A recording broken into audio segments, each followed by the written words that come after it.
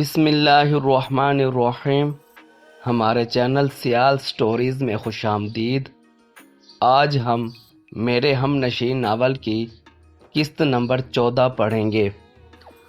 شغف ادیب اپنی تقریر میں اپنی زندگی کے تجربات بتا رہے تھے۔ وہ اس مقام تک کیسے پہنچے، اپنی کامیابیوں کا ذکر انہوں نے طلباء و طالبات کو بتایا۔ شغف ادیب کی جیسے ہی تقریر ختم ہوئی، سارے طلباء و طالبات نے انہیں گھیر لیا۔ وہ بھی طالب علموں کے درمیان اپنے آپ کو پرجوش محسوس کر رہے تھے اور ان سے پوچھے گئے سوالات بھی دلچسپ انداز میں دے رہے تھے۔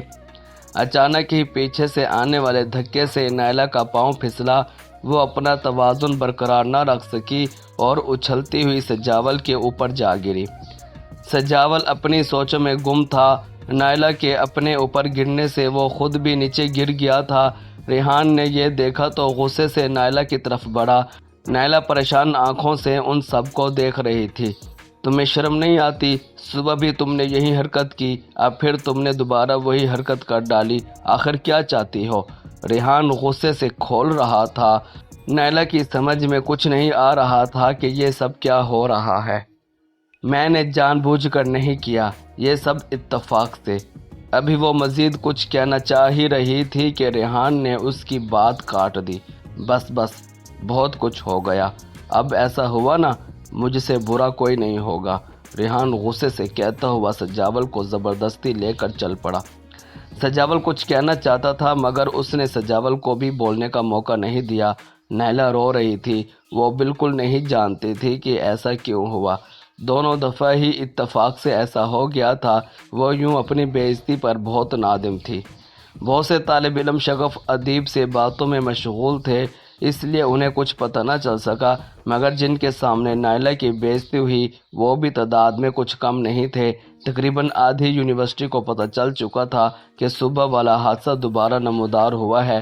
کچھ طالب علم ریحان اور سجاول کو برا بھلا کہہ رہے تھے اور کچھ طالب علم نائلہ کو برا جان رہے تھے۔ نائلہ سب سے نظریں بچاتے ہوئے گھر کی طرف چل پڑی۔ راستے میں اسے نویدہ آپی کا فون آیا تو اس نے جان بوجھ کر فون نہیں اٹھایا۔ اسے پتہ تھا کہ نویدہ آپی نے وہی فضول باتیں ہی پوچھنی ہیں۔ ابھی تو خود اس کا یونیورسٹی میں تماشا بن رہا تھا تو وہ سجاول کا تماشا کیسے بناتی؟ اصل میں وہ خود بھی نہیں چاہتی تھی کہ وہ سجاول کا کسی قسم کا تماشا بنائے یا اس کی عزت داغدار کرے۔ یہ تو اس کی بہن ہی تھی جو یہ سب کچھ چاہتی تھی اور اسے یہ سب کرنے کے لیے نائلہ سے بہتر کوئی اور نہ لگا۔ نائلہ اپنے کمرے میں آ کر رو رہی تھی۔ وہ جانتی تھی کہ یہ سب اتفاق سے ہوا ہے مگر بہت سے طالب علموں نے اس کی بات کا یقین نہیں کیا۔ وہ سب بھی ریحان کی طرح ہی ذہن رکھتے تھے۔ سجاول اپنے کمرے میں اداس بیٹھا تھا۔ اسے بھی آج ہونے والے واقعات کی بالکل توقع نہیں تھی۔ صبح جب نائلہ اس سے ٹکرائی تھی تو وہ محض اسے اتفاقی سمجھ رہا تھا، مگر جب دوسری بار ایسا ہوا تو اسے بھی ریحان کی باتوں میں کچھ حد تک سچائی نظر آنے لگی۔ وہ سمجھ گیا تھا کہ نائلہ ضرور اس کے ساتھ کچھ غلط کرنا چاہتی ہے، مگر کیا غلط کرنا چاہتی ہے وہ یہ نہ جان سکا۔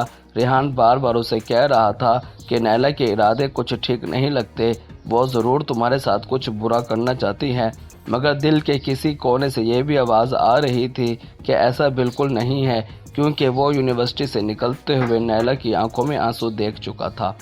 آگے کیا ہوا یہ جاننے کے لیے اگلی قسط کا انتظار کریں۔